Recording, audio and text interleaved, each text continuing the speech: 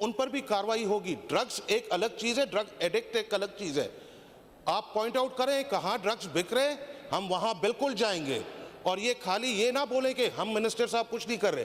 अरे भाई, as a parents, as a civilian, as a Pakistani, हम सबका फर्ज है इस चीज को वॉच करें। ये खाली मिनिस्टर का काम नहीं है, ये सबका काम है, क्योंकि सब सिविलियन का फर्ज है। एक एक आदमी का फर्ज है, एक एक औरत का फर्ज है, एक एक बच्चे का फर्ज है कि ये चीज पॉइंट आउट करे। और जहां तक ये बोल रही हैं रिहैब सेंटर्स में ड्रग चल रहे हैं, sir on this floor of house I से कि ये बहुत गलत स्टेटमेंट दे रही है।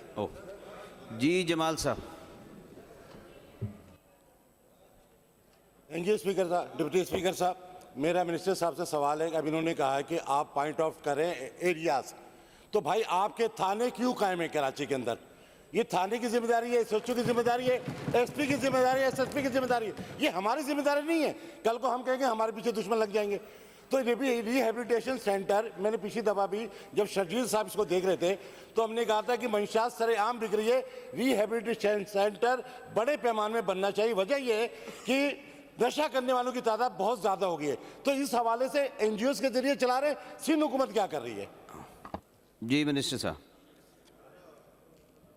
मेरे भाई बोल रहे हैं कि ये जो रिहैब सेंटर्स जितने भी है 5-7 पूरे सिंध में जो चल रहे हैं, हेल्थ डिपार्टमेंट सिंध गवर्नमेंट के हैं। ये एएनएफ साथ ज्वाइंटली ये चला रहे हैं। तो सिंध गवर्नमेंट अपना काम कर रही है और रिहैब सेंटर्स बढ़ने चाहिए, आई टोटली अग्री। और इस पर हेल्थ डिपार्टमेंट काम कर रहा है, सोशल वेलफेयर डिपार्टमेंट काम कर रहा है, और इस पर इंशाल्लाह बहुत जल्द और भी खोले जाएंगे। जी राशिद साहब।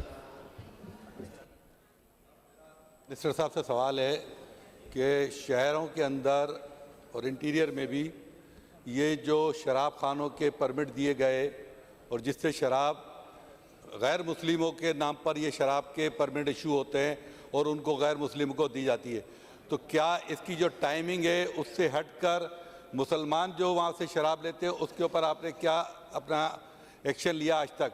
तो गवर्नमेंट ने इसके ऊपर कोई एक्शन लिया है कि शराब खानों से मुसलमानों को शराब ना दी जाए? लेकिन शहर के अंदर, मेरे शहर हैदराबाद के अंदर पहले 2 वाइन शॉप थे, अब 6 वाइन शॉप हो गए और 6 के 6 वाइन शॉपों के ऊपर रेलेवेंट क्वेश्चन कर ले, रेलेवेंट क्वेश्चन कर, रेलेवेंट क्वेश्चन कर। ये तो बड़ा, ये मंशियात ही तो है और क्या है ये? Relevant question. ये मंशियात है, रेलेवेंट कैसे नहीं होगा? ये मंशियात है। राशिद साहब, को शराब दी जा रही है, राशिद साहब, आप बोले कि रेलेवेंट करें। आप इस पे एक नया क्वेश्चन ले आए। नया क्वेश्चन की क्या बात है? मंशियात की थोड़ी सी अपनी आवाज को सही कर ले, थोड़ी सी आवाज को सही कर ले, ऐसे ना करें, थोड़ी सी आवाज सही कर लीजिए। रेलेवेंट क्वेश्चन ले आए। जी सुमरो साहब तशरीफ रखिए। जी सुमरो साहब। सुमरो साहब। जी बिस्मिल्लाह, शुक्रिया डिप्टी स्पीकर साहब। मेरा मिनिस्टर साहब से इसी रिहैब सेंटर के ऊपर ही सवाल है कि लास्ट टाइम शर्जील मेमन साहब ने जो है वो मुझे एक अपनी टास्क फोर्स दी थी, उसके ऊपर जो अभी ये जो लियारी की रिहैब सेंटर है उसी में मैं बात करूंगा कि वहाँ पर छापा भी पड़ा था, लेकिन उसके बाद मामला जूं के तू हैं। तो मेरा सवाल ये मिनिस्टर साहब से कि मिनिस्टर साहब, जो रिहैब सेंटर लियारी का हमारा है उसी के नीचे मैं, आपने भी चैलेंज किया, मैं आपको कहता हूँ आप मेरे साथ बिल्कुल चले, मैं आपको दिखाता हूँ कि लियारी के अंदर कहाँ कहाँ ड्रग्स बिक रही है, और ये पुलिस की सरपरस्ती के अंदर ही वो रिहैब सेंटर के नीचे जो ड्रग्स बिक रही है उसी के साथ ही भुट्टो स्कूल है। सर मेरा सवाल पूरा करने मुख्तसर करें सवाल। जी मुख्तसर कर रहा हूँ। उसी के नीचे भुट्टो स्कूल है और उसके अंदर मजीद 4 स्कूलें आती हैं, छोटे छोटे बच्चे वहाँ पर पढ़ रहे हैं। तो ये मेरा भी मिनिस्टर साहब को चैलेंज है, मिनिस्टर साहब अभी राइट नाउ आप चले हमारे मेंबरान के साथ, मैं आपको दिखाता हूँ लियारी के अंदर कहाँ कहाँ जो है ये मंशियात बिक रही है। जी मिनिस्टर साहब। सर बिल्कुल, अगर मेरे भाई ने ये पॉइंट आउट किया, बिल्कुल मैं चलने को तैयार हूँ। सेशन के बाद बिल्कुल चलेंगे और आप जो स्कूल्स बता रहे हैं उन पर बिल्कुल एक्शन होगा। अगर कोई पुलिस या कोई भी इन्वॉल्व है उनके खिलाफ स्ट्रिक्ट एक्शन होगा। किसी को नहीं बख्शा जाएगा कि हमारी जनरेशन्स को ऐसे खुलेआम खराब करें। और मैं इस पर आपको चैलेंज नहीं कर रहा हूँ, अगर है तो मैं आपके साथ बिल्कुल चलूँगा। जी बिल्किस साहबा। बिल्किस साहबा। जनाब स्पीकर, यही बात जो है डॉक्टर फौजिया ने की थी तो झुटला दिया गया। मेरा क्वेश्चन ये है कि रिहेबिलिटेशन सेंटर्स जो है वो आटे में नमक के बराबर भी नहीं है। जितना आसान मनशियात फरोशी और ख़रीदारी है और उतना ही उसका इलाज प्राइवेटली जो है वो महंगा है। तो ये इदारों, सरकारी इदारों की रिहेबिलिटेशन सेंटर ज़्यादा से ज़्यादा होने चाहिए। और अगर मनशियात पे आप ये देखिए कि जहाँ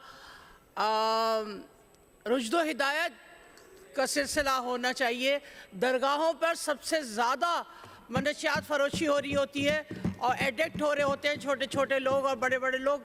वहाँ पर आप क्यों नहीं छापे मारते, वहाँ पर आप क्यों नहीं पकड़ते? जी मिनिस्टर साहब। जी बाजी ने बड़ी सही बात बोली कि आटे नमक बराबर हैं और खुलने चाहिए। बिल्कुल इस पर सिंध गवर्नमेंट काम कर रही है और रिहेबिलिटेशन सेंटर्स और भी खुलेंगे। और जहाँ तक दरगाहों की बात है, ये पहले भी कार्रवाई हुई थी, पिछले दौर में भी कार्रवाई हुई थी जब सीनियर मिनिस्टर साहब के पास ये पोर्टफोलियो था। उन्होंने भी इस पर बड़ी कार्रवाई की और बहुत अच्छे रिजल्ट्स लाए और इंशाल्लाह हम इसको कंटिन्यू कर रहे हैं और बहुत जल्द अच्छे रिजल्ट्स देंगे भी सही। इसमें हाई पावर कमेटीज़ भी बनी हुई हैं जिसमें सारे इदारे, सारे एजेंसियां हैं जिसकी हर महीने मीटिंग होती है। तो वी शेयर द डेटा और पूरा फुल एक टास्क फोर्स बनती है और इस पर कार्रवाई होती है। ये जगहें जो आपने स्कूल और दरगाहें पॉइंट आउट की हैं, इंशाल्लाह इस पर आज से और तेज़ी से कार्रवाई करेंगे। कुरुतुलैन साहब। बहुत शुक्रिया डिप्टी स्पीकर साहब।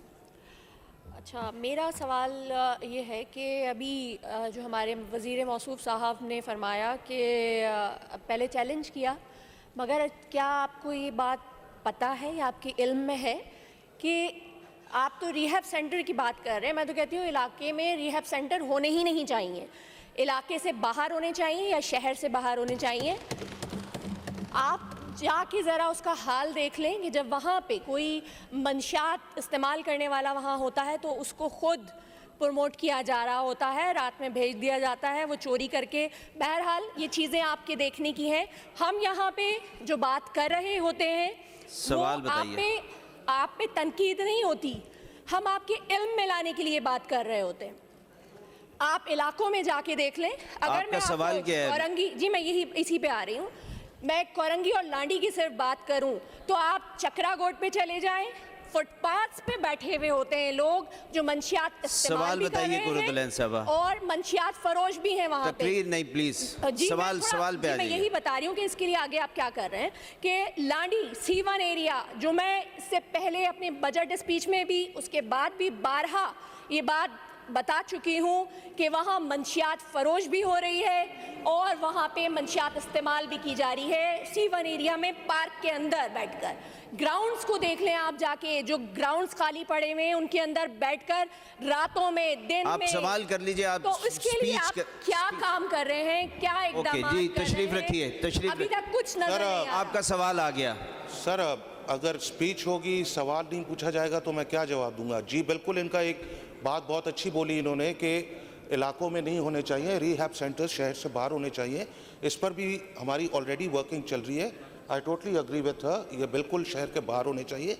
और जहाँ तक देखें वो बात आती है, अभी हेल्थ मिनिस्टर साहिबा भी बैठी हुई हैं, हेल्थ मिनिस्ट्री के अंदर ये अपना रिहैब सेंटर्स चलते हैं, तो it's a very controlled environment. ये खड़े होकर बोलना कि अंदर ड्रग्स चल रहे हैं, सर अभी हेल्थ मिनिस्टर साहिबा बैठी हुई हैं, उन्होंने ये बोला कि how can it be possible. इतना कंट्रोल्ड एनवायरनमेंट है, उनके जो खुद मेडिसिन हैं वो इतनी कंट्रोल्ड हैं। तो आई थिंक ऐसे एक जो अच्छा काम हो रहा है उस पर आप खड़े होकर ब्लेम करें कि उधर भी ड्रग्स चल रहे हैं, sir this is not fair. Okay. Question number 536 doctor Fauzia Hamid साहबा। Thank you very much speaker साहब। Question number 536। जी मिनिस्टर साहब। सर आंसर में बी टेकन एज रेड। जी डॉक्टर साहब, फर्स्ट सप्लीमेंट्री। जी sir, thank you sir. Sir ये supplementary question क्या करें कि जो सवाल हमने किया है उसका जवाब ही नहीं आया। या तो मिनिस्ट्री हमें बुला लिया करें जो भी क्वेश्चन करने वाले होते हैं मूवर्स को, ताकि हम उनको एक्सप्लेन कर दें कि हम कहना क्या चाह रहे हैं। सवाल मैं यहाँ पढ़ती हूँ और जवाब इसमें सवाल ये था कि can the ministry of narcotics control elaborate on the legal framework and penalties for drug offences in Sindh, how many cases are registered in different cities of Sindh and what is their status? तो ये हमने पूछा थे कितने cases आपने register किए हैं। आपने हमें ये लीगल फ्रेमवर्क की जो है ये चीज़ें बता दी हैं, तो ये तो हमने पूछी नहीं है, ये तो गूगल करके भी हम कर सकते थे सर। तो सर ये मेरी पूरी मेहनत ज़ाया हो जाती है। सवाल हमने केसेस के पूछा था कि कितने केसेस रजिस्टर्ड हुए हैं, अभी दोबारा बता दीजिए ऑनरेबल मेंबर कि आपके आंसर नंबर .4 में देखिए उन्होंने आपको फिगर दी हुई है, अगर सप्लीमेंट्री है तो बताइए, फिगर दी हुई है, पॉइंट नंबर 4 देखें आप। Cases are still under trial. जी, फिगर आपको दी हुई है। मतलब कोई केस इन्होंने किया नहीं, कितने केसेस? सप्लीमेंट्री आपका है तो बताइए। दिस इज माय सप्लीमेंट्री जी। क्वेश्चन कि how many cases are registered till बिल्कुल नाउ? नहीं, आई अग्री कि हमें डेटा प्रोवाइड करना चाहिए था, we haven't provided the data, I agree. मगर जहाँ तक लॉ की बात है सर, जब एक सवाल पूछा गया था उस वक्त ये लॉ डिपार्टमेंट में था ये बिल, मगर ये बिल ऑलरेडी पास हो चुका है असेंबली से। शर्जील साहब जब मिनिस्टर थे तो इन्होंने ये बिल पास करवाया था, तो इस पर इम्प्लीमेंटेशन भी शुरू हो गई है। स्पेशल हम कोशिश करेंगे कि स्पेशल कोर्ट्स भी हम बनाएं, क्योंकि जो नंबर ऑफ केसेस इस वक्त मेरे पास नहीं है, ठीक है, वो मैं बिल्कुल आपको प्रोवाइड करूंगा, पूरा डेटा प्रोवाइड करूंगा। और सर जो ये केसेस हैं बिल्कुल अंडर ट्रायल चलते हैं, मैं अग्री करता हूँ कि सालों के साल ये केसेस चलते रहते हैं, सालों के साल, और उन दौरान उन ड्रग डीलर्स को बेल भी मिल जाती है और फैसले नहीं आते हैं कि हम अपर कोर्ट्स में जाएं और उसके खिलाफ अपील करें। तो इसके लिए ये जो लॉ अभी पास हुआ है इसी असेंबली में, और ये जो सर लॉ पास हुआ है इसमें इम्प्रिजमेंट के भी हमने बताया है कि ज़्यादा से ज़्यादा सज़ाएं कितनी लगेंगी, और सर इस पर स्ट्रिक्टली हम फॉलो कर रहे हैं। तो इंशाल्लाह सर जहाँ तक बात है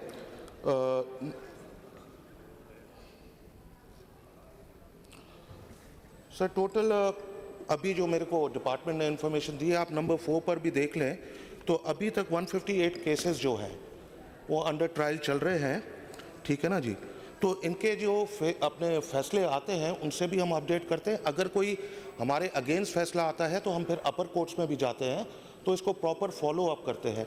और अभी रिसेंटली हमने सिंध पुलिस के साथ एक मीटिंग हुई है और ANF के साथ एक अलग मीटिंग हमने की, जिस पर अब जो हमारे केसेस हैं हम उनके साथ ऑनलाइन सिस्टम सारा अटैच कर रहे हैं कि जो केसेस उधर होते हैं अगर वो बंदे हमारे पास पकड़े जाते हैं तो उनका डेटा हमारे पास होता है, हम पुलिस के साथ ANF के साथ शेयर करते हैं।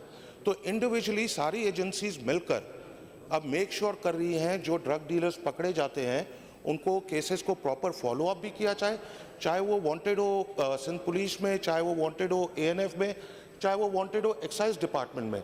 तो अगर पुलिस उनको पकड़ेगी, डेटा हमारे साथ शेयर होगा, और इस पर हम और काम करने जा रहे हैं कि इंश्योर करेंगे ऐसे डीलर्स और ये जो पकड़े जाएं उनके ID कार्ड्स भी ब्लॉक किए जाएं, उनके बैंक अकाउंट्स भी ब्लॉक किए जाएं, उनकी जायदादें भी जब्त की जाए। तो इस पर भी वर्किंग चल रही है, इंशाल्लाह इसका बहुत अच्छा रिजल्ट देंगे हम जल्दी। जी डॉक्टर फौजिया साहब, सेकंड सप्लीमेंट्री। सर मेरा सेकंड सप्लीमेंट्री क्वेश्चन है कि सर इसमें लिखा हुआ है कि 158 केसेस जो हैं वो रजिस्टर हुए हैं एंड 171 पर्सन जो हैं दे हैव बीन अरेस्टेड। तो सर जो ऑनरेबल मेंबर मिनिस्टर साहब जो बात कर रहे हैं कि उनकी जायदादें भी जब्त होनी चाहिए सब, मुझे सिर्फ ये बताइए कि जो 171 लोग जो अरेस्ट हुए हैं इनका स्टेटस क्या है? ये क्या पाकिस्तानी नेशनली हैं, बाहर के हैं या नहीं, और अगर यहाँ हैं इनका स्टेटस क्या है, और अभी तक कितने लोगों की आपने जायदादें जब्त की और कितनों का CNIC जो है आपने ब्लॉक किया है, क्योंकि एक का भी नहीं हुआ हुआ। ये मिनिस्टर साहब।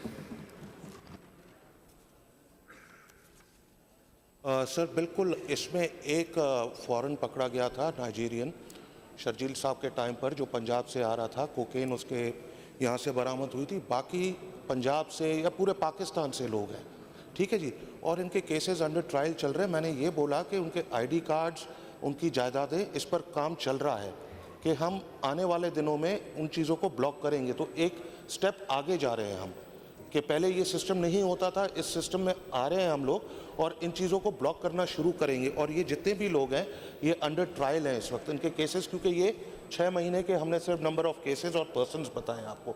फुल डिटेल मैं आपको प्रोवाइड कर दूंगा कि कितने number of cases in last 5 years, 10 years, 15 years और कितने लोगों को सजाएं मिली है और कितने लोग अंडर ट्रायल हैं, सारी डिटेल प्रोवाइड कर दूंगा मैं। शब्बीर साहब आप तशरीफ़ रखिए, आप डिस्टर्ब ना करें प्लीज़। जी डॉक्टर साहब, थर्ड सप्लीमेंट्री। सर ये जो केसेस, मैं ये कहना चाह रही हूँ कि जो लोग जो है अरेस्ट होते हैं और एक वो लोग हैं जो कल्प्रेट होते हैं और गिल्टी हैं, उनकी मैं बात नहीं करी, बल्कि जो लोग कल्प्रेट नहीं हैं और उनको अरेस्ट किया गया है उनकी क्या रिहैब बाद में क्या की जाती है कि जितना वो साइकोलॉजिकली डैमेज होते हैं और जिस तरह से सोसाइटी में डिफेम होते हैं, तो उसके लिए मिनिस्ट्री ने क्या मैकेनिज़्म बनाया हुआ है कि वो दोबारा से अपनी नॉर्मल रूटीन स्टार्ट करें? ये मिनिस्टर साहब। देखिए जी, ये 2 डिफरेंट आपने सवाल कर दिए। रिहैब वालों को जब वो रिहैब के सवाल जर में आता है और जहाँ तक जो आदमी पकड़ा जाता है ड्रग्स के साथ, जाहिर बात है उसका केस चलता है, उसको इम्प्रिजमेंट होती है, किसी को 3 साल, किसी को 10 साल, किसी को 14 साल। तो वो जेल में जब होते हैं तो उनकी ट्रेनिंग उधर होती है। और जो बाहर ड्रग एडिक्ट्स पकड़े जाते हैं, जो रिहेबिलिटेशन सेंटर्स में आते हैं, उनको sir proper back to normal life लिया जाता है, बैक टू नॉर्मल लाइफ पर ले आते हैं कि वो माशरे में वापस अपना आए, काम कर सके। और ऐसे बहुत से केसेस हैं। और जहाँ तक जो लोग ट्रायल में जो लोग ड्रग्स के साथ पकड़े जाते हैं, तो उनको जारी बात है कि हम रिहैब सेंटर तो नहीं बेच सकते, मगर सबसे पहले मेक श्योर करेंगे कि जो गुनाह उसने किया है उसकी उसको सज़ा मिलनी चाहिए। तो इसीलिए वो ट्रायल चलता है, तो उनके ट्रायल के बाद जब फैसले आते हैं तो फिर उसके बाद डिसाइड किया जाता है। जी शारिक साहब। शुक्रिया जनाब डिप्टी स्पीकर साहब। सर मेरा सवाल ये है कि अल्हम्दुलिल्लाह हमारे सिंध में तमाम कानून मौजूद है। लास्ट टाइम भी जब शर्जील साहब मिनिस्टर थे, नजम भाई स्टैंडिंग कमेटी के चेयरमैन थे, तो एक बिल मंशियात के लिए पास हुआ था। सर हमारे सिंध का मसला क्या है कि हमारे यहाँ कागज़ों में तो कानून मौजूद है, मुझे ये समझ में नहीं आता इस पर अमल कब शुरू होगा। फिर हम पूरा शहर, पूरा सिंध बोल रहा होता है कि मंशियात माफिया, डंपर माफिया, फला माफिया। ये माफिया सिर्फ और सिर्फ जो है गवर्नमेंट की कमज़ोरी की वजह से बनता है, जिस पे कानून इम्प्लीमेंट नहीं होता। मेरा सवाल ये है कि सर 16 साल गुजर चुके हैं, ये कानून इन कागज़ों से निकल के अमली शहर में और इस सूबे में कब नज़र आएगा? जी सर जहाँ तक बात है कि कागज़ों में नहीं, ये पहले जो सज़ाएं थी इसमें बहुत कम थी। ये अभी रिसेंटली ये बिल पास हुआ है जिसमें सज़ाएं बढ़ाई गई हैं। इम्प्लीमेंटेशन इस पर करेंगे कोर्ट्स, हम नहीं करेंगे, कोर्ट्स करेंगे। कोर्ट्स इंश्योर करें कि केसेस को जल्द फारिग करें, और जैसे ही वो फारिग करेंगे, जाहिर बात है एक लॉ बन गया है, सज़ाएँ एक तरीके से मुकर्रर कर दी गई हैं कि इतने केजी में अगर कोई पकड़ा जाएगा उसको इतने साल सज़ा मिलेगी, अगर इतनी भंग में पकड़ा जाएगा उसको इतनी सज़ा मिलेगी, अगर 1 kg से ऊपर पकड़ा जाता है तो लाइफ इम्प्रिजमेंट मिलेगी। तो ये चीज़ें हैं सर, कोर्ट्स को डिसाइड करना है केसेस। हम एविडेंस देते हैं, हम लोग पकड़ते हैं, हम पुलिस के एक बार उसकी फिर हम लोग रिमांड लेते हैं। रिमांड के बाद सर हम इसको फर्दर इन्वेस्टिगेट करते हैं। फर्दर इन्वेस्टिगेट करने के बाद केस फाइट करती है सिंध गवर्नमेंट और लोगों को प्रूव करके सज़ाएँ दिलाई जाती हैं। तो इस पर इम्प्लीमेंटेशन जो है कोर्ट्स करेंगी कि कितनी सज़ाएँ देनी है, कितना उसके ऊपर क्राइम साबित हो रहा है, तो उस हवाले से वो कोर्ट्स डिसाइड करेंगे। एजाज सर। शुक्रिया सर। सर एक अफसोसनाक अमर है कि जब तक ये जो मिनिस्ट्री है वो शर्जील इनाम मेमन साहब के पास हुआ करती थी, तो उनके तरफ से एक बड़ा बयानिया था कि अपने अपने हलके के तमाम MPAs जो हैं वो समझे अपने आप को नारकोटिक्स मिनिस्टर हैं, वो तो अपने हलकों की चीज़ें हमसे शेयर करें। लेकिन मुझे नहीं पता वो मुकेश साहब के आने के बाद ये बयानिया कहीं दफन हो गया। वो इसलिए कह रहा हूँ कि मेरे कुलीग मज़ाहिर अमीर भाई, उनके हलके औरंगी टाउन के अंदर एक ईरानी कैम्प मौजूद है। औरंगी टाउन के अंदर जा बजा मंशियात की जो फ़रोख्त और इस्तेमाल बेतहाशा है, उस वक्त उन्होंने शर्जील इनाम मेमन साहब से रिक्वेस्ट की थी तो पुलिस ने बड़ी कार्रवाई की, नारकोटिक्स डिपार्टमेंट ने बड़ी कार्रवाई की।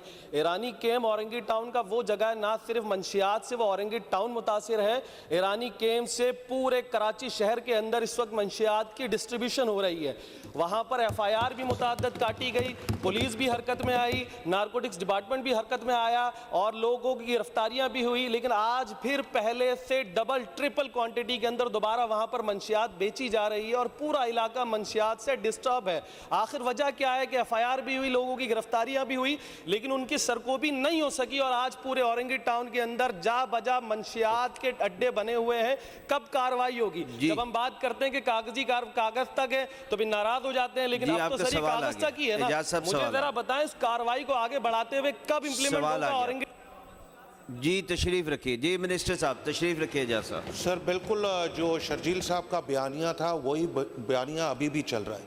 आप सब लोग अपने आप को मिनिस्टर समझे नार्कोटिक्स का, और बिल्कुल आज अगर आपने पॉइंट आउट की है चीज़ तो इस पर बिल्कुल आज से ही कार्रवाई शुरू होगी, आज से ही कार्रवाई शुरू होगी।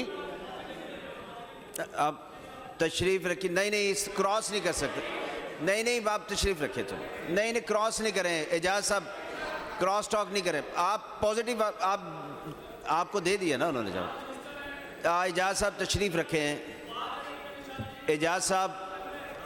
कबूल है सर, बिल्कुल कबूल है आपकी बात सर। आंखों पर आप बोले, भाई के साथ सुमरो साहब के साथ भी मैं चलने को तैयार हूं, आपके साथ भी चलने को तैयार हूं। और अगर पुलिस ने पहले एक्शन लिया है तो हम इसको और तेजी करेंगे, इसमें और कार्रवाई में तेजी करेंगे। तो शर्जील साहब का जो बयानिया था वो बयानिया बरकरार है।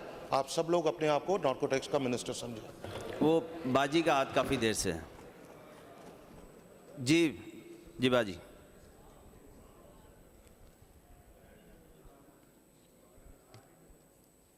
सर मैं ये पूछ रही थी कि जो लोग गिरफ्तार किए जाते हैं उनकी रिहैबिलिटेशन भी की जाती है क्या, और क्या कोई ऐसा सिस्टम है कि उनकी कोई टैगिंग कर दी जाए, उन ड्रग एडिक्ट्स की कोई टैगिंग कर दी जाए ताकि उन पे नज़र रखी जा सके कि वो बाद में तो दोबारा ड्रग को इस्तेमाल करने में और फ़रोख्त करने में शामिल नहीं है। दूसरी बात मैं जमाल भाई को इंडोर्स करूंगी।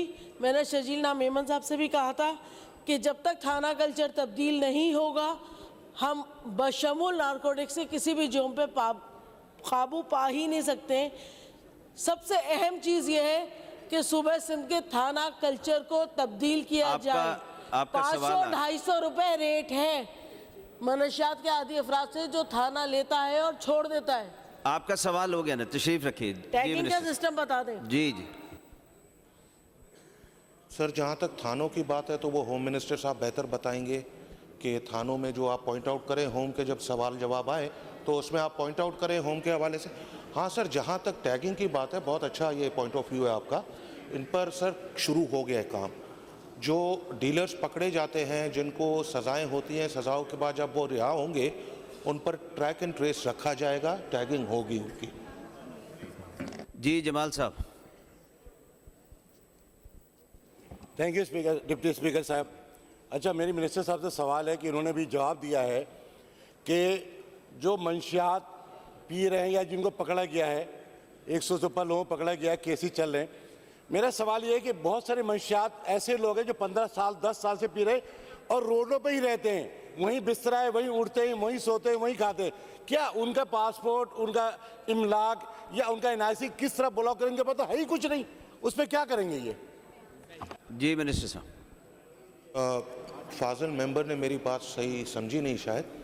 ड्रग डीलर्स जो बड़े पैमाने पर ड्रग्स बेचते हैं, उनकी अरबों खरबों की प्रॉपर्टी होती हैं, उनके ID कार्ड्स, उनके पासपोर्ट, उनकी जायदादें सब ब्लॉक की जाएंगी। तो सर मेरे ख्याल में इसको और हम आगे बढ़ाएंगे। जैसे अब ड्रग यूज़र्स भी हैं, ड्रग यूज़र्स पर भी ट्रैक एंड ट्रेस रखा जा रहा है और कोशिश करेंगे कि वो जब रिहैब होकर अपनी सज़ाएं पूरी करके बाहर आते हैं तो उनको एक माशरे में जीने का मौका देना चाहिए। उनके ID कार्ड्स, उनके पासपोर्ट अगर हम ब्लॉक करेंगे, उनकी जायदादें ब्लॉक करेंगे तो हम उनको और डिप्रेशन में ले आ रहे हैं। तो एक यूज़र अलग चीज़ है और ड्रग डीलर अलग चीज़ है। ड्रग डीलर का बिल्कुल सही गवर्नमेंट के ये इंतजाम हैं, ID card block, passport block, जायदादें जब्त होनी है। ये बहुत अच्छा इंतजाम है सर। जी आसिफ खान साहब। आसिफ साहब। शुक्रिया जनाब डिप्टी स्पीकर साहब। मेरा एक क्वेश्चन है, शर्जील इनाम मेमन साहब जब हमारे मिनिस्टर थे तो इनसे मैंने रिक्वेस्ट की थी, मेरे हलके केमाड़ी में ड्रग डीलर्स काफ़ी एक्टिव थे और आइस क्रिस्टल और हीरोइन के काफ़ी धंधे हो रहे थे। उसके बाद लॉ मिनिस्टर ज़िया लंजार साहब ने भी मेरी हेल्प की और पुलिस ने अच्छी कार्रवाई की। लेकिन मैं सिर्फ एक क्वेश्चन ये करना चाह रहा हूँ कि सर ये जितने ड्रग डीलर्स गिरफ्तार होते हैं, उन पे केसेस होते हैं 9C या मुख्तलिफ ड्रग्स के केसेस होते हैं, वो 8 से 10 दिन बाद वापस उसी इलाकों में होते हैं। तो इसके लिए कोई इकदाम किया जाए कि जो गिरफ्तार हो जाए कम से कम वो 6 महीने साल के लिए तो जेल में रहे। जी मिनिस्टर साहब। सर ये बिल्कुल अफसोस वाली बात है, बिल्कुल भाई सही बोल रहे हैं। कोर्ट्स को ऐसे लोगों को बेल नहीं देनी चाहिए। I totally agree. अभी रिसेंटली भी आपने देखा कि कुछ केसेस को जजेस ने क्या फैसले किए। एक जो रिसेंटली एक मर्डर केस चल रहा है उसमें भी आपने देखा कि जब जिस्मानी रिमांड मांगी गई तो वो भी नहीं दी गई। मगर ऐसे बहुत से केसेस हैं, बड़े अफसोस के साथ कहना पड़ता है, जिसमें कोर्ट्स उनको बेल दे देती है जो देनी नहीं चाहिए। क्वेश्चन नंबर 940 मिस्टर नजम मिर्जा। शुक्रिया जनाब डिप्टी स्पीकर साहब। Question number 940। जी आंसर में बी टेकन एज वेट। नजम साहब फर्स्ट सप्लीमेंट्री। जी सर, मेरा फर्स्ट सप्लीमेंट्री है कि ये स्कीम 15/9/2021 को अप्रूव हुई। इसका एक तो ओरिजिनल जो इसका टाइमलाइन थी वो ज़रा बता दें, और फिर इसमें बताया है कि रफ एस्टिमेट 7.62 मिलियन का जो बिल्डिंग के इंजीनियर चीफ इंजीनियर थे उन्होंने इसका पुट किया है। तो वो किन किन आइटम में जो CSR 2024 के हिसाब से जो रेट शेड्यूल हुआ है वो क्या क्या आइटम्स जो है वो इंक्रीज हुए? जी तशरीफ रखिए। जी मिनिस्टर साहब। सर बिल्कुल ये 5 साल स्कीम थी, 4 साल स्कीम थी, और इसमें क्योंकि केयरटेकर के दौरान ये काम रुक गया था काफ़ी हद तक, तो उसके बाद इसको रिवाइज़ कर दिया गया है और ये अप्रूवल भी हो गई हैं। और जिन चीज़ों के रेट्स किए गए रिवाइज वो डिटेल्स मैं आपको प्रोवाइड कर दूंगा, इस वक्त मेरे पास नहीं है। एंड सर ये इंशाल्लाह 80% स्कीम कंप्लीट हो चुकी है। इंशाल्लाह जून तक इसको हम कंप्लीट कर लेंगे, 100% कंप्लीशन की तरफ चली जाएगी। जी सेकंड सप्लीमेंट्री। शुक्रिया जनाब डिप्टी स्पीकर साहब। इन्होंने इसी सवाल में जवाब में बताया है कि ये DDWP की मीटिंग पे जो एस्टीमेट है ये रुका हुआ है। तो मैं ये पूछना चाहूँगा हमारे मिनिस्टर साहब से कि ये DDWP जो है वो फॉर्मुलेट हो चुकी है, और हो चुकी है तो उसमें कौन कौन से मेंबर्स हैं, क्या है इसकी फॉर्मुलेशन? जी मिनिस्टर साहब। सर भाई को मैं लिस्ट प्रोवाइड कर दूंगा कि कौन कौन से मेंबर्स हैं। इसके सारे कॉस्ट जो रिवाइज कॉस्टिंग है सारी अप्रूव होकर हर एक चीज़ फाइनल हो गई है, और इंशाल्लाह इस पर अभी पैसे भी रिलीज़ हो रहे हैं, और इंशाल्लाह जून तक ये 100% हम कंप्लीट कर लेंगे। और जहाँ तक मेंबर्स की बात है, आई डोंट नो कौन से मेंबर्स हैं, वो लिस्ट मैं अभी आपको मंगा कर प्रोवाइड कर देता हूँ। Third supplementary. सर जो DDWP होती है, जो हमारी डिपार्टमेंटल डेवलपमेंट वर्किंग पार्टी होती है, उसमें एडमिनिस्ट्रेटिव सेक्रेटरी साहब होते हैं और फाइनेंस के एक डिप्टी सेक्रेटरी होते हैं और एक PND से डिप्टी सेक्रेटरी होते हैं। ये इस पे फॉर्मुलेट करती है DDWP। तो ये अभी इसकी मीटिंग हो चुकी है, फिर इसको अभी हम जो है आपको पता है कि फरवरी में है और वो भी गुजर चुका है आधा तकरीबन। तो ये अब जून तक आप इसको कैसे कंप्लीट करेंगे? जी मिनिस्टर साहब। सेक्रेटरी चेयरमैन होते हैं इसके, और एडिशनल सेक्रेटरी एंड PND का मेंबर होता है। बाकायदा नाम के साथ PND का भी बता दूंगा कौन सा मेंबर आया था। सर 80% से ज़्यादा काम हो चुका है इस पर, और अभी मेजर सिर्फ इसके फिनिशिंग के छोटे मोटे काम बाकी हैं, जो इंशाल्लाह जून से पहले पहले हम इसको कंप्लीट करेंगे। और इंशाल्लाह बजट के दौरान अल्लाह ने चाहा तो जून में चल के हम और आप चल के ओपनिंग भी करेंगे इस ऑफिस। जी लगारी साहब।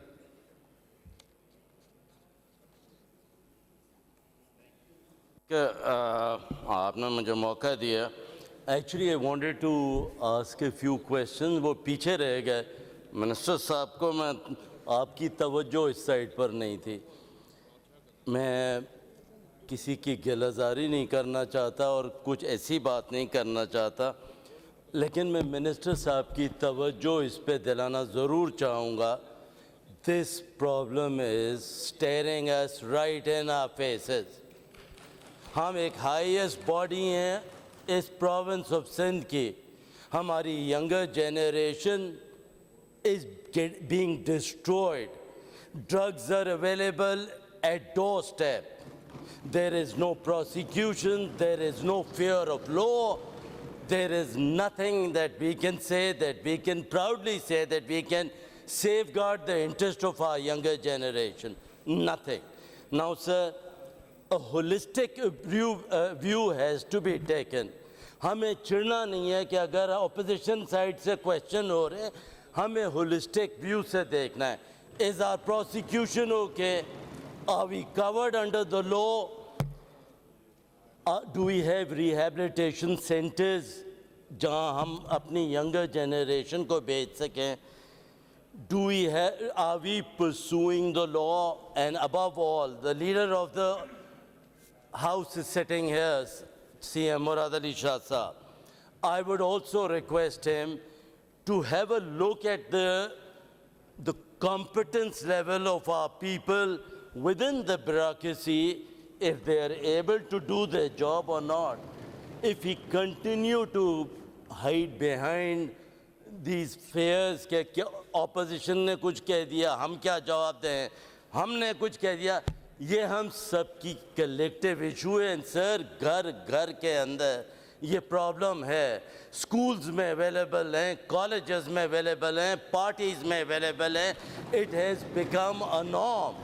So we must take action, and I request the Honorable Minister to take a strong stand. We will all back you down on this. Thank you.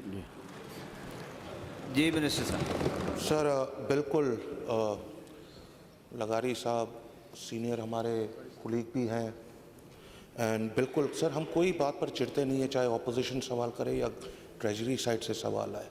बिल्कुल सर ये सबका प्रॉब्लम है, और हम सब एक दूसरे का हाथ बटाने में इस वक्त सब हमेशा बोलते हैं.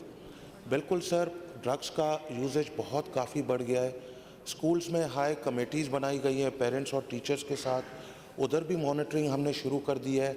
जो पार्टीज़ होती हैं उस पर भी इंश्योर करते हैं कि ठीक है जी पार्टी हो, मगर there should be no drug use in those parties.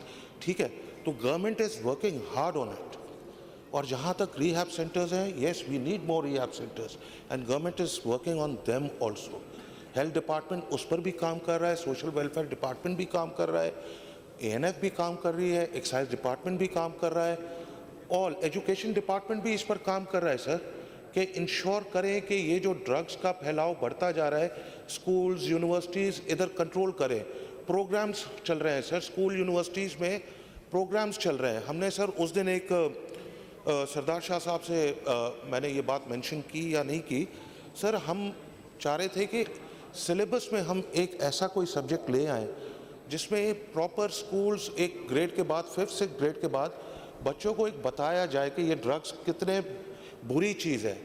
तो इस पर भी जैसे सर एक बैठकर मैं सरदार साहब से बोलूँगा, सरदार शाह साहब इस पर प्लीज़ थोड़ा वर्क करें कि एक सब्जेक्ट भी रखा जाए कि उस पर कैसे कंट्रोल किया जाए, बच्चों को एक नॉलेज हो कि ये चीज़ जो है हमें कितना ख़राब करेगी, ये ड्रग यूजेज हमारे लिए कितना बुरा है. तो एक 5 या 6 ग्रेड के बाद इसको अगर आप देखें, इस पर आप गौर करें, एक इट्स जस्ट अ सजेशन, ठीक है जी. और इस पर अगर हम सब मिलकर बैठकर इस पर एक वर्क करें तो we can bring good things to the. बच्चों को एक पता तो चलना चाहिए कि ये जो अगर हमें कोई जेली दे रहा है ये एक ड्रग है, कितना हार्मफुल है मेरे लिए. तो हमें बच्चों को भी नॉलेज देनी है, चाहे वो फिर 6th ग्रेड 7th ग्रेड हमारे ट्रेनिंग प्रोग्राम्स चल रहे हैं. तो government is very serious about it, और इसमें और हम तेज़ी लाएंगे इंशाल्लाह. इस पर आप बहुत जल्दी रिजल्ट्स देखेंगे. जी बिल्किस साहबा. शुक्रिया जनाब स्पीकर. नजम मिर्ज़ा भाई ने जो क्वेश्चन किया था, मैं वज़ीर मौसूफ से ये जानना चाहूँगी कि ऐसी मज़ीद कौन कौन सी स्कीम्स जो हैं वो ऑन गोइंग हैं. जी मिनिस्टर साहब. सर काफ़ी सारी स्कीमें हमारी सांगड़ में भी स्कीम चल रही है, हमारी मीरपुर खास में भी स्कीम चल रही है, हमारी उमरकोट में भी स्कीम चल रही है, ये ठट्ठा में भी स्कीम चल रही है, जामशोरों में भी स्कीम चल रही है. और ये सारे जितने हैं 80-85% सबका काम कंप्लीट हो चुका है, और इंशाल्लाह इस जून तक हमारी काफ़ी स्कीमें 100% कंप्लीट भी हो जाएगी.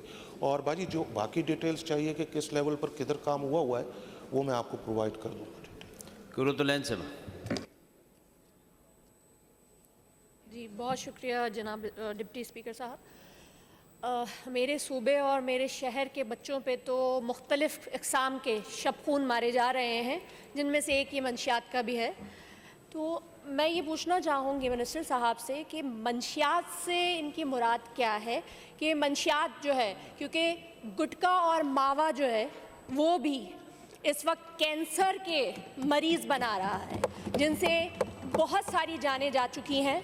तो इनके लिए क्या इक़दामात यहाँ से किए जा रहे हैं? आप यहाँ पे जो काम करेंगे, हमारे बच्चों को इन चीज़ से बचाएंगे, तो आप यकीन जानिए कि यहाँ इस फ्लोर पे हम सब आपको अप्रिशिएट करेंगे। यकीन जानिए, हम यहाँ पे आपको ना अहल साबित करने के लिए बात नहीं कर रहे, हम आपको यहाँ सिर्फ ये चाहते हैं कि आप इस पे इक़दामात करें। यकीनन आप कर रहे होंगे, आप एक अकेले मिनिस्टर हैं, आप अकेली पूरी चीज़ नहीं चला सकते, आपकी पूरी टीम होनी चाहिए। टीम को मॉनिटर आपको करना है। बहुत शुक्रिया।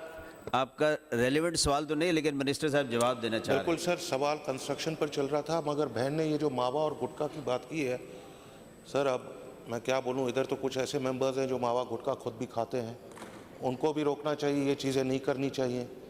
ठीक है, अगर आप उसको बुरा समझते हैं तो शुरुआत घर से करें। असेंबली के मेंबर्स जो मावा और गुटखा खाते हैं, सबसे पहले वो खड़े होकर बोलें कि आज से हमने छोड़ दिया मावा गुटखा खाना। बिल्कुल सर, मावा और गुटखा स्पेशली ये बदीन, ठठा, सजावल साइड पर इसका बड़ा एक, और जो इस बेल्ट पर है काफ़ी इसका सेल है और इस पर काफ़ी केसेस हुए हैं। और मावा गुटखा सर एक्साइज के ज़िम्मे में नहीं आता है, मगर फिर भी हम जो ये केसेस पकड़ते हैं पुलिस के हवाले कर देते हैं, और पुलिस इस पर काफ़ी कार्रवाई कर भी रही है। जी अस्करी साहब। एक्साइज मिनिस्टर साहब से ये है कि अल्कोहल जो है वो मुसलमानों पर हराम है, तो और मैं समझता हूँ कि सबसे ज़्यादा यहाँ पर अल्कोहल यूज़ करते हैं, ख़ास तौर पे सिंध के अंदर वो शराब मुसलमान।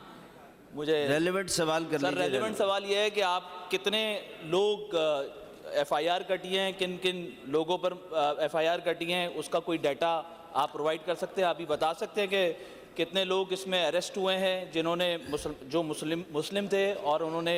आप नया सवाल सबमिट कर दें और रेलेवेंट सवाल करें। सर सवाल ही करें। आदिल अस्करी साहब रेलेवेंट सवाल करें, जो क्वेश्चन चल रहा है उस सर मंशियात से रिलेटेड है। मनशियात से रिलेटेड आप देखें सवाल क्या है। टेस्ट कराते हैं तो इसी आपने फिर सवाल पढ़े नहीं है 940, आप पहले सवाल पढ़ लीजिए 940, फिर उस हिसाब से सप्लीमेंट्री सवाल कीजिए। का जवाब देना चाहें तशरीफ रखें आदिल अस्करी साहब। बिल्कुल सर, मैं अग्री करता हूँ, डोप टेस्ट हो जाए, बिल्कुल हो जाए, मावा टेस्ट भी हो जाए, गुटखा टेस्ट भी हो जाए, सब टेस्ट हो जाए, बिल्कुल होने चाहिए, बिल्कुल होने चाहिए। सर भाई का सवाल बिल्कुल, ये क्वेश्चन एक बहुत अच्छा क्वेश्चन है, और इस पर सारी डिटेल्स अगर आप इस पर फ्रेश क्वेश्चन डालें कि कितनी शॉप्स हैं और कितनी FIRs काटी गई हैं, सब चीज़ें हम आपको प्रोवाइड करेंगे। अगर इस सवाल के हवाले से कोई प्रिटेंड आपके पास सप्लीमेंट्री है तो मैं उसका जवाब देने को तैयार हूँ। जी साबिर कायम खानी साहब। बार बार मेंबरान असेंबली पे कभी कोई इल्ज़ाम लगा रहे हैं, कभी कोई बात कर रहे हैं, सर उनको ये बात ज़ेब नहीं देती है। सीनियर मिनिस्टर बैठे हैं, उनको भी चाहिए कि अपने मिनिस्टर को रोकें। मेंबरान असेंबली की एक रिस्पेक्ट है। इल्ज़ाम वाली बात नहीं थी सर, ये अगस्त हाल है सर, मोजिज़ ऐवान है, इल्ज़ाम वाली बात नहीं थी। अच्छी बात उन्होंने एक तजवीज़ दी थी कि अगर हम बुराई को रोकना चाहते हैं तो अगर खुदा न खास्ता कोई मेंबर इस्तेमाल करता है तो वहाँ से शुरू करें। इल्जाम वाली बात नहीं थी। सर इल्जाम लगा रहे हैं सर। नहीं आप सर जब ये कह देंगे डोप टेस्ट करा ले तो सर मेरे ख्याल में ये बात इधर से आई थी कि ये होने चाहिए, तो आप अपने मेंबरों को बोलें ऐसा सवाल ही ना करें कि जिसका जवाब पूरे हाउस पर जाए।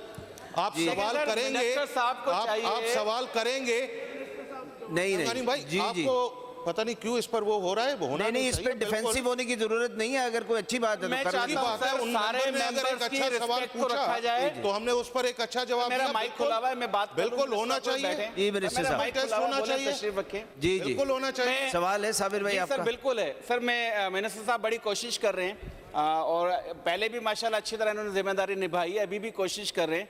लेकिन सर क्या ये इस बात का कह सकते हैं कि जो इन लोगों ने इकदाम किए हैं मंशियात रोकने के, आइस रोकने के, अभी सर जो वाकया हुआ है रेलेवेंट क्वेश्चन कर लें सर, 940 से रेलेवेंट क्वेश्चन कर लें। उसी का है सर, मुस्तफ़ा आमिर का वाकया हुआ, वो भी मंशियात का चक्कर लग रहा है। जी, तो इनका सर क्या अब तक उस पे रेलेवेंट क्वेश्चन कर लें, 940 से रेलेवेंट क्वेश्चन कर हर लें। चीज को कभी फ्रेश सर देख आप साबिर भाई, साबिर कायम खान साहब बहुत सीनियर पार्लियामेंटेरियन है, रेलेवेंट तो क्वेश्चन रेलेवेंट क्वेश्चन कर रहा हूँ सर, जवाब देने में इंटरेस्टेड है, पूछ लें आप फ्रेश क्वेश्चन इस पे कर जी जी, रेलेवेंट क्वेश्चन है तो बताइए साबिर साहब, तशरीफ रखिए, नहीं तो हम लास्ट क्वेश्चन है उसकी तरफ बढ़ते हैं। तशरीफ रखिए साबिर साहब, जवाब जी जी आप तशरीफ रखिए सर। जी मिनिस्टर साहब, सर हम कोई भी सवाल पूछ लें, हम भागने वालों में से नहीं हैं, हम जवाब देने को तैयार हैं। ये हमारा फ़र्ज़ है कि हम जवाब दें।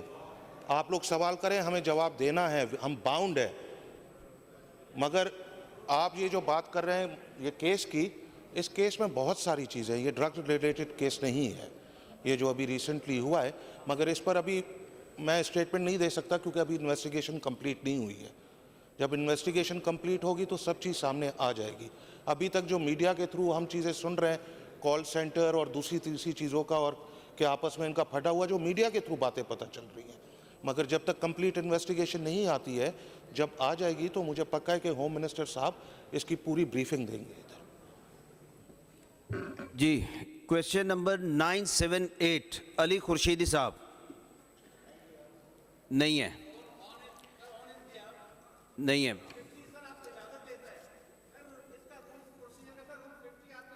तो वो मैंने फैसला करना है ना साबिर साहब, वो आपने तो नहीं फैसला करना ना। तशरीफ रखें, आप तशरीफ रखें, तशरीफ रखें जी। नहीं है, सवालात मुकम्मल हुए आज के। वेरी वेल डन मिनिस्टर साहब।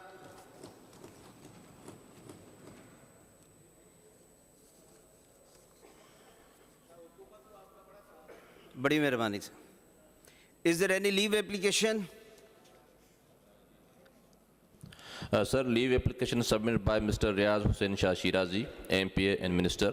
Honorable member requested for leave of the today's session because he is available at 7 Sharif to attend the Urs of Hazrat Lal Kandal Shehbaz.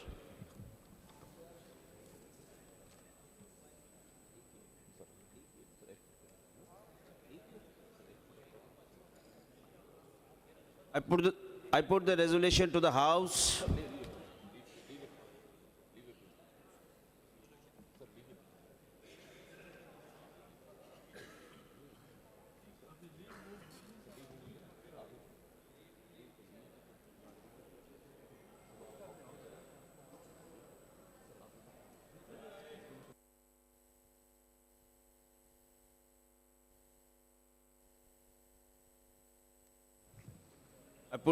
I put the leave application to the House. Those who are for the application may say ayes, and those who are for the against it may say no. The ayes have it, the ayes have it, and the leave is granted. Sir, एक और leave application है. Leave application submitted by MPA Ms. Farah Soel. Honorable member has requested for leave of today's session, sir. I put the leave application to the House. Those who are for the favor may say ayes, and those who are against it may say no. The ayes have it, the ayes have it, and the leave is granted. Now, privilege motion, if any. No, sir. Adjournment motion, if any. No, sir.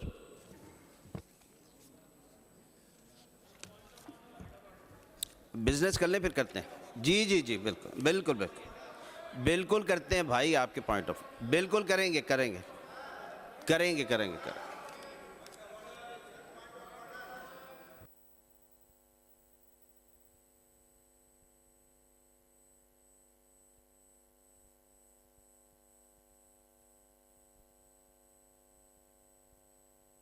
Reconsideration of Government Bill number 4 of 2025. जी point of order लेंगे भाई, मैंने कब मना किया?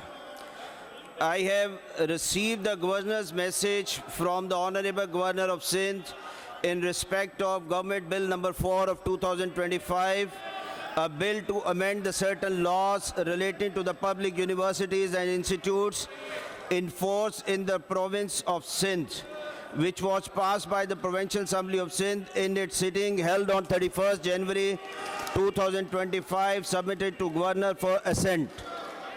In exercise of the powers conferred upon him under sub-clause B of clause 2 of Article 116 of the Constitution of Islamic Republic of Pakistan, 1973, the Honorable Governor of Sindh has been pleased to return the bill to the Provincial Assembly with the message which is placed before the House for reconsideration. Now, reconsideration of the Government Bill number 4 of 2025, a bill to amend certain laws relating to the public universities and institutes in force in the province of Sindh. Minister for Law, Parliamentary Affairs and Criminal Prosecution and Home may please move the motion. Sir, I rise to move a motion that the Government Bill number 4 of 2025, a bill to amend certain laws relating to the public universities and institutes in force in the province of Sindh may be taken into reconsideration by the Assembly at once. The motion is that the Government Bill number 4 of 2025, a bill to amend certain laws relating to the public universities and institutes in force in the province of Sindh, may be taken into reconsideration by the Assembly at once. Those who are for the motion may say ayes, and those who are those who against it may say no. The ayes have it, and the motion is carried. Now the bill may be taken up clause by clause. Minister for Law and Parliamentary Affairs, please make the motion in respect of clause 2 of the bill. Sir, I move that the clause 2 do stand part of the bill. The motion is that clause 2 do stand part of the bill. Those who are for the motion may say ayes, and those who are against it may say no. The ayes have it, the clause 2 do stand part of the bill. Now clause 1. Sir, I move that the clause 1 do stand part of the bill. The motion is that clause 1 do stand part of the bill. Those who are for the motion may say ayes, and those who are against it may say no. The ayes have it, and the clause 1 do stand part of the bill. Now preamble. Sir, I move that the preamble do stand part of the bill. The motion is that preamble do stand part of the bill. Those who are for the motion may say ayes, and those who are against it may say no. The ayes have it, and preamble do stand part of the bill. Title of the bill. Sir, I move that the title of the bill do stand part of the bill. The motion is that the title of the bill do stand part of the bill. Those who are for the motion may say ayes, and those who are against it may say no. The ayes have it, and title of the bill do stand part of the bill. Now third reading. Sir, I move that the bill be passed into law. The motion is that the bill be passed into law. Those who are for the motion may say ayes, and those who are against it may say no. The ayes have it, and the bill is passed into law.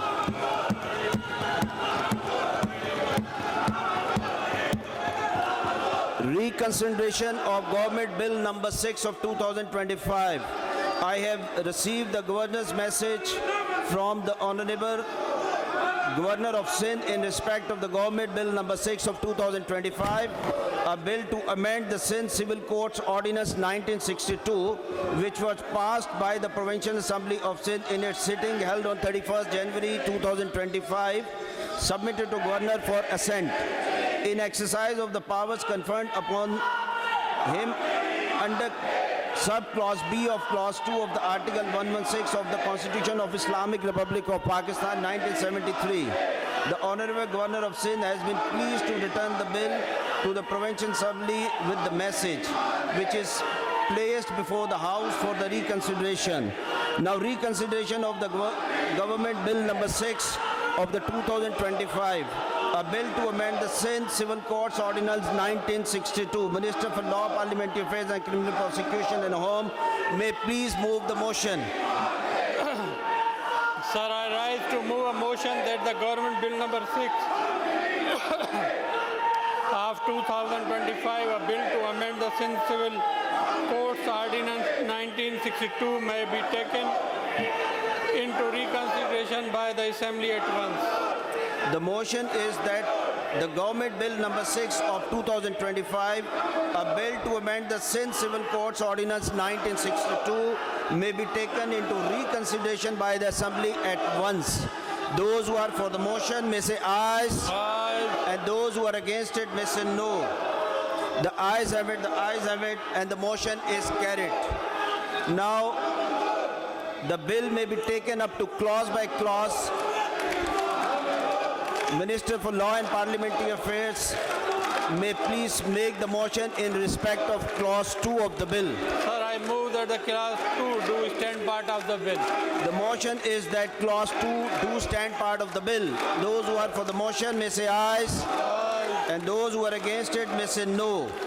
The ayes have it, the ayes have it, and clause 2 do stand part of the bill. Now clause 3. Sir, I move that the clause 3 do stand part of the bill. The motion is that clause 3 do stand part of the bill. Those who are for the motion may say ayes. And those who are against it may say no. The ayes have it, the ayes have it, the clause 3 do stand part of the bill. Now clause 4. Sir, I move that the clause 4 do stand part of the bill. Motion is that clause 4 do stand part of the bill. Those who are for the motion may say ayes. And those who are against it may say no. The ayes have it, the ayes have it, and clause 4 do stand part of the bill.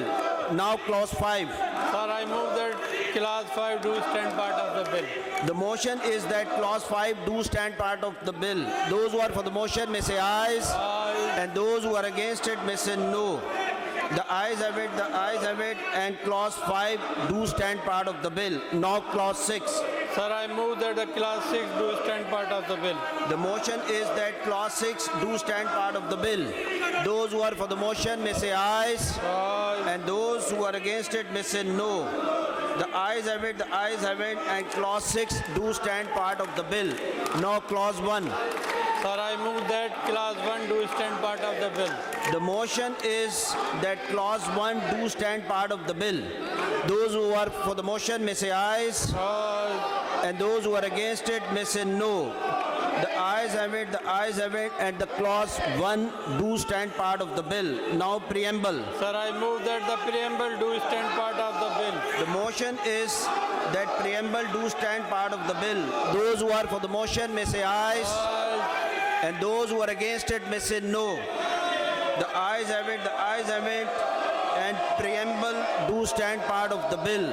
Now title of the bill. Sir, I move that the title of the bill do stand part of the bill. The motion is that title of the bill do stand part of the bill. Those who are for the motion may say ayes. And those who are against it may say no. The ayes have it, the ayes have it, and title of the bill do stand part of the bill. Third reading. Sir, I move that the bill be passed into law. The motion is that the bill be passed into law. Those who are for the motion may say ayes. And those who are against it may say no. The ayes have it, the ayes have it, and the bill is passed into law.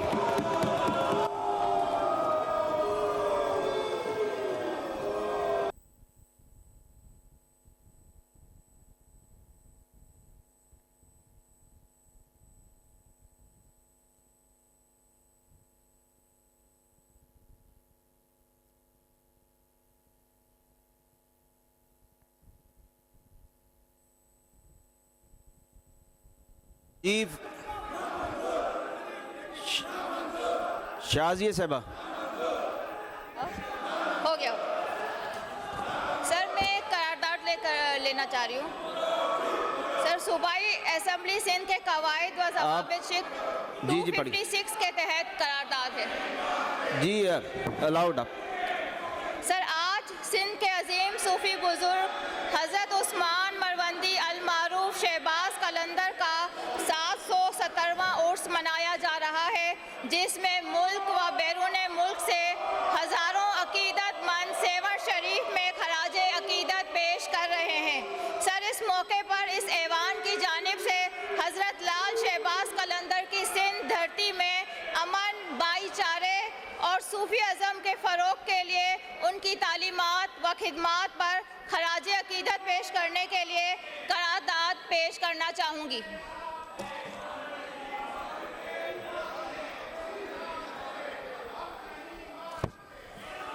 मैं इसको करारदाद को पढ़ देता हूँ, ठीक है।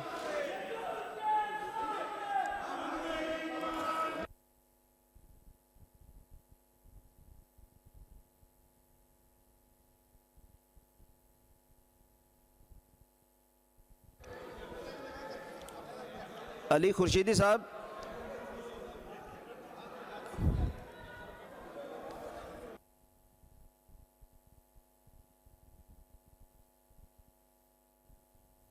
अली खुर्शीदी साहब,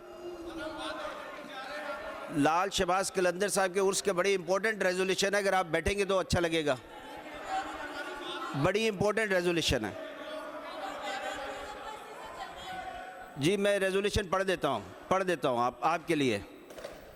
आज सिंध के अजीम सूफ़ी बुज़ुर्ग हज़रत उस्मान मरोंदी अल मारूफ शहबाज कलंदर का 777वां उर्स मनाया जा रहा है, जिसमें मुल्क व बैरून मुल्क से हज़ारों अकीदतमंद सेवन शरीफ में खराज अकीदत पेश कर रहे हैं। इस मौके पर इस ऐवान की जानिब से हज़रत लाल शहबाज कलंदर की सिंध धरती में अमन, भाईचारे और सूफ़ीज़म के फ़रोग़ के लिए इनकी तालीमात व ख़िदमात पर खराज अकीदत पेश करने के लिए ये करारदाद आपने पेश की जी।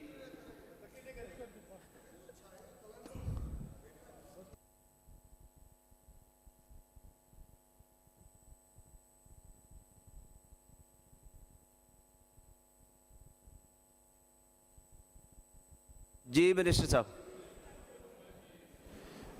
कलंदर लाल शहबाज की जो शख्सियत है, हमारे सूफ़ी बुज़ुर्ग हैं और यकीनन उनकी फॉलोइंग से बरे सग़ीर हिंद में, सिंध में, पूरी दुनिया में।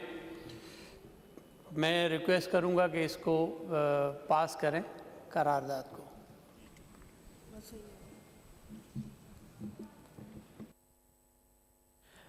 I put the resolution to the House. Those who are for the resolution may say ayes, and those who are against it may say no. The ayes have it, and the resolution is passed unanimously. जी शर्जील साहब। Thank you speaker साहब। अभी आपने assembly में तमाशा भी देखा, जो government के bill जिन लोगों को सिंध की आवाम ने मैंडेट दिया था, उन्होंने अपने मैंडेट के हिसाब से इस असेंबली से पास करवाए और वो बिल गवर्नर साहब के पास गए और यकीनी तौर पर गवर्नर साहब का भी एक उनका आईनी इख्तियार है कि वो किसी चीज़ पर एतराज़ कर सकते हैं। उन्होंने एतराज़ किया और वो वापस आए कैबिनेट में। सिंध की कैबिनेट ने उस बिल पे जो गवर्नर साहब के एतराज़ात थे उसको रद्द किया और वापस लेके आया असेंबली में। ये सारा एक कानूनी प्रोसीजर था, लेकिन इस पूरे प्रोसीजर के बीच में जो रवैया आज मैंने असेंबली में देखा ऑपोजिशन की जानिब से, यकीनी तौर पे मैं कहूँगा कि निहायत ही काबिल मुज़म्मत था और दो चार ताज्जुब अंगेज़ चीज़ें भी नज़र आईं। आज मुझे यहाँ पे सिंध असेंबली में मुत्तहदा कौमी मूवमेंट और पाकिस्तान तहरीक इंसाफ का गठजोड़ भी नज़र आ गया। ये भी अच्छी बात है कि एमक्यूएम और पीटीआई ने कोई यहाँ पे हाथ मिला लिया है। अब एमक्यूएम और पीटीआई एक पेज पर हैं और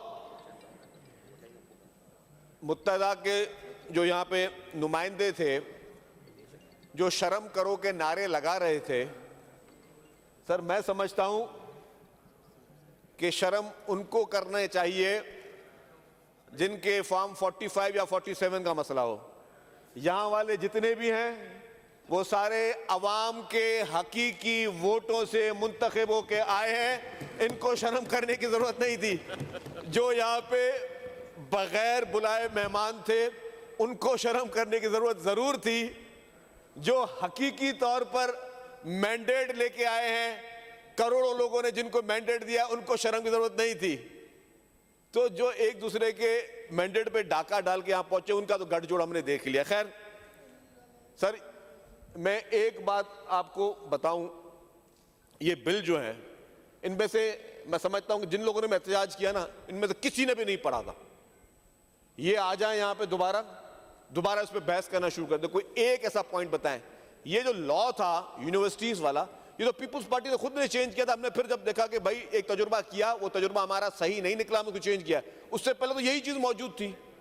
जब ये मुत्तहिदा कौमी मूवमेंट गवर्नमेंट में रही है, गवर्नर इनका रहा है, एजुकेशन मिनिस्टर इनका रहा है, वो उसी कानून पर अमल करते रहे। ये तो पीपुल्स पार्टी ने आके एक तजुर्बा किया, ठीक है, हमारी सिंध गवर्नमेंट ने वो तजुर्बा किया। तजुर्बा हमारा, कभी तजुर्बे सही साबित होते हैं, कभी तजुर्बे सही साबित नहीं होते हैं। और उसमें हमने कभी नहीं कहा है कि जी कोई वाइस चांसलर कौन सा लग सकता है, कौन सा नहीं लग सकता।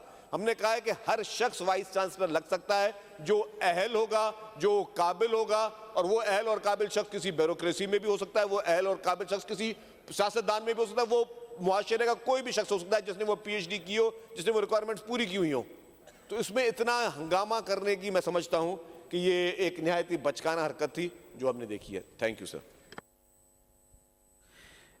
In exercise of the powers conferred upon me under Clause B of Article 109 of the Constitution of the Islamic Republic of Pakistan 1973 and other provisions enabling me in this behalf, I, Sayyid Uwais Qadir Shah, Acting Governor of Sindh, hereby order that on conclusion of the business, the Provincial Assembly of Sindh shall be prorogued on Monday, the 17th February 2025.